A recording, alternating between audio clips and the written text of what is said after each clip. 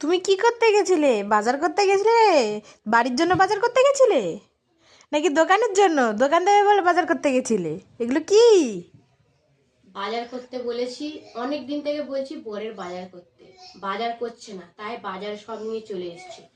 Tomato, শিম, বেগুন, নতুন আলু, পুরনো আলু, কড়াইশুঁটি, এটা পেঁয়াজ, কুমড়ো, এটা বিনস, করলা, আদা, রসুন, লঙ্কা, চিচিঙ্গা, বাঁধাকপি, বিট, গাজর, ফুলকপি, এটা কি বলে, বিটুলি। বিটুলি, ওখানে চিংড়ি, তারপর হচ্ছে মাছ, তারপরে এখানে হচ্ছে মাংস, তারপরে এই দুধ নিয়ে এসেছি, লেবু নিয়ে এসেছি, অনেক কিছু বাজার করে নিয়ে চলে এসেছি।